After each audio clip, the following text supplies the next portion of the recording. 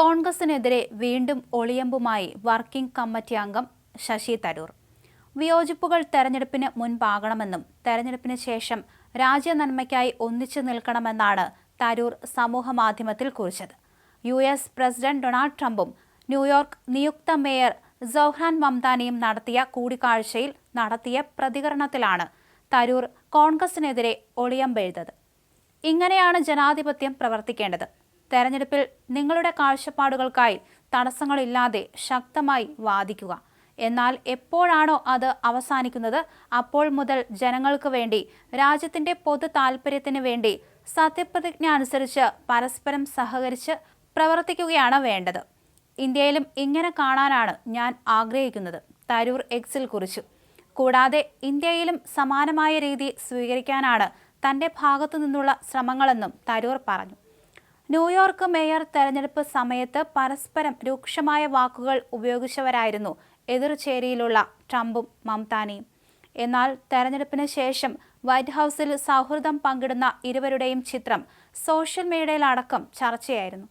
മംദാനിക്കെതിരെ നിരന്തരം സംസാരിച്ചിരുന്ന Trump white ഹൗസിലെ ആദ്യ കൂടിക്കാഴ്ചയിൽ അദ്ദേഹത്തെ യഥാർത്ഥ രാജ്യസ്നേഹി എന്നടക്കം വിളിച്ച് പ്രശംസിച്ചിരുന്നു. ന്യൂയോർക്കിന്റെ മികച്ച മേയറായിരിക്കും മംദാനി. ശക്തരായ എതിരാളികളെ പരാജയപ്പെടുത്തിയാണ് അദ്ദേഹം വിജയിച്ചത്. മംദാനിയുടെ മികവിൽ താൻ സന്തോഷവാനായിരിക്കും. പൊതുവായി തങ്ങളിരുവരും ആഗ്രഹിക്കുന്ന ഒരേ കാര്യമാണ്, അത് ന്യൂയോർക്ക് നഗരത്തിന്റെ വളർച്ചയാണ്. വിചാരിച്ചതിലും കൂടുതൽ കാര്യങ്ങളിൽ തങ്ങളിരുവർക്കും തമ്മിൽ യോജിപ്പുണ്ടെന്നും ട്രംപ് മാധ്യമങ്ങളോട് പറഞ്ഞിരുന്നു. ഈ ഒരു സാഹചര്യത്തിലാണ് തരൂരിന്റെ പ്രതികരണം. സമീപകാലത്തായി മോദി സ്തുതികളുമായി തരൂർ കോൺഗ്രസിനെ തുടർച്ചയായി വെട്ടിലാക്കിയിരുന്നു. കോൺഗ്രസിലായിരിക്കെ പ്രധാനമന്ത്രിയെ പുകഴ്ത്തുന്നത് എന്തിനെന്ന ചോദ്യങ്ങളോട് രാജ്യമാണ് വലുതെന്ന പ്രതികരണമാണ് തരൂർ നടത്താറുള്ളത്. ദിവസങ്ങൾക്ക് മുമ്പാണ് ശശി തരൂർ പ്രധാനമന്ത്രി നരേന്ദ്രമോദിയെ പുകഴ്ത്തി രംഗത്തെത്തിയത്. പിന്നാലെയാണ് കോൺഗ്രസിനെതിരെ ഒളിയമ്പ്.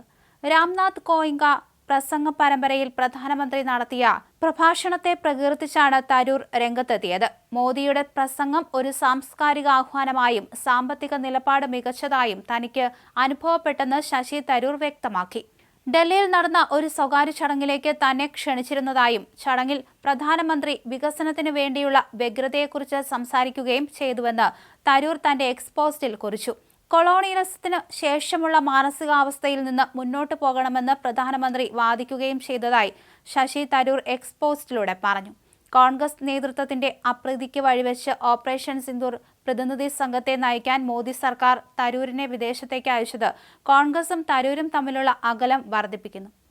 ഇതിനിടെ പ്രധാനമന്ത്രി നരേന്ദ്രമോദിയെ പ്രകീർത്തിച്ച ശശി തരൂർ MPയെ രൂക്ഷമായ ഭാഷയിൽ വിമർശിച്ച് മുതിർന്ന കോൺഗ്രസ് നേതാവ് സന്ദീപ് ദീക്ഷിതും രംഗത്ത് വന്നിരുന്നു.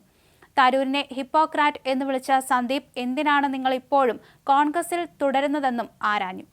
തരൂരിന്റെ പരാമർശങ്ങൾ പാർട്ടിയുടെ നിലപാടുമായി പൊരുത്തപ്പെടുന്നില്ലെന്നും അദ്ദേഹത്തിന്റെ രാഷ്ട്രീയ വിശ്വസ്തതയെക്കുറിച്ച് സംശയങ്ങളുണ്ടെന്നും സന്ദീപ് പറഞ്ഞു.